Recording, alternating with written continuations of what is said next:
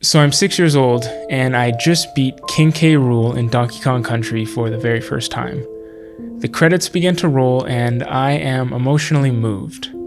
This is the best game ever, I think to myself, and I will never forget this feeling. I'm 10 years old, and I just beat Pokemon Blue for the very first time. I beat the Elite Four, and I register my 6 Pokemon into the Hall of Fame. I'm filled with joy. This is the best game ever, and I will never forget this feeling. I'm 13 years old. I just beat Shenmue 2 for the first time. The words, "The story goes on," appears on screen. My journey in this world has finally come to an end, and I feel like I'll never play a game like this ever again. This is the best game ever, and I will never forget this feeling. I'm 24, and I'm sitting in an office at a desk in a job that I don't really care about. I just finished the true ending in Undertale, and I feel something that I haven't felt for a very long time. This is the best game ever, I think to myself, and I will never forget this feeling.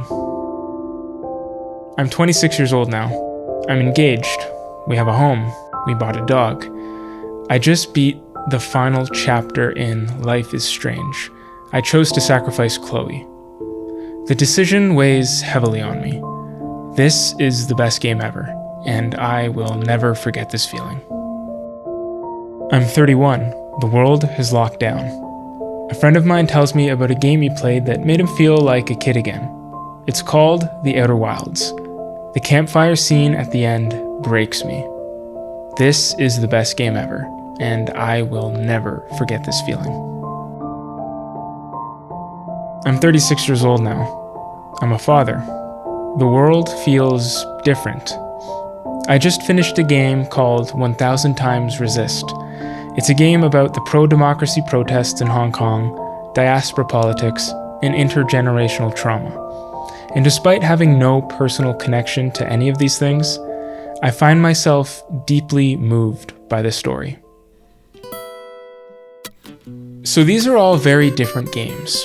Different gameplay, different mechanics, and all at very different stages of my life. Yet with each of these games I mentioned, they all left me with a feeling that I find myself chasing when it comes to deciding on what games to play next. But what exactly is that feeling? You know the one.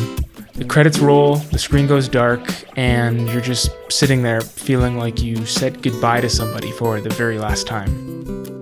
I felt it myself a few times, and chances are you have too. But what is it about these games that cause us to form this deep emotional attachment? At first glance, you might think it's something like the writing, or the story, or the characters, or the gameplay, and all of this is true. In fact, you need all of these things to make a great game. But I've played a lot of games that have all of these things, but fail to leave a lasting impact. I find that the games that stick with me long after the credits roll aren't necessarily the games I had the most fun playing, but they're the games that make me feel sad that they're over. Sad that there was nothing left to do. Sad that there was no one left to check in on. Sad that this place I was spending so much time in was suddenly gone. And that's a very different feeling than you normally get from finishing a game.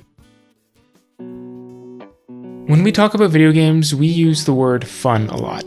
And usually what we mean is that something feels good in the moment. An instant dopamine hit. Immediate feedback, constant reward. And there's nothing wrong with that. I love fun games. But a lot of my favorite games in recent memory aren't memorable because of how fun they are in the traditional sense. A lot of these games ask for patience.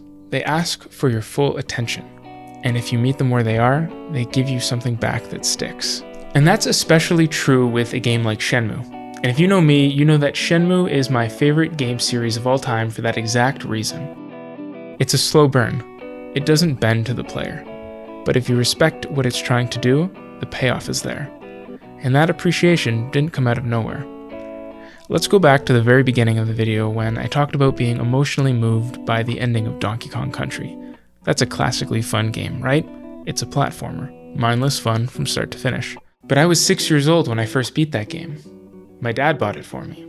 In fact, it was my very first video game. So when I defeated King K. Rool, it felt like I had just completed the impossible. That feeling of accomplishment, that elation, that stuck with me. The same thing happened a few years later with Pokemon Blue.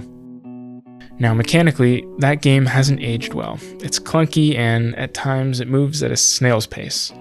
But I still replay them every now and then, especially when I'm stressed or anxious. There's something calming about it, almost therapeutic. And when I first beat the Elite Four, it was the exact same feeling as when I beat Donkey Kong Country. Different games, same emotional payoff. As we get older, our tastes change. That's normal. If I picked up a side-scrolling platform game or a handheld RPG about collecting little monsters now, at this point in my life, would it still affect me the same way? Probably not. But because I played those games when I did, it taught me something. They taught me patience. It took dozens of hours for me to beat Donkey Kong Country. Pokemon Blue was an absolute grind when I first played it. Without realizing it, those games trained me to stick with something during the hard times, to trust that the payoff is coming. And that's what eventually allowed me to appreciate a game like Shenmue, which in turn taught me to appreciate good stories, which taught me to appreciate games made by smaller teams, which taught me the value of appreciating the journey and the little details along the way. All of these lessons leading me to a game I don't think I could have understood earlier in my life, but definitely one that will stick with me for a very long time. Because like any other art form, the most meaningful games often come from places you didn't think to look. And closing yourself off to them just because they're of a genre you're not particularly fond of, well, that just means missing out on something that might change you. So the next time the credits roll and the room goes dark and you're staring at the screen, don't rush to fill that void. Just sit with it for a moment. Because that emptiness, that's proof that it mattered. And if you're lucky, the next game you fall into won't just remind you of who you were. It'll quietly shape you to who you're becoming.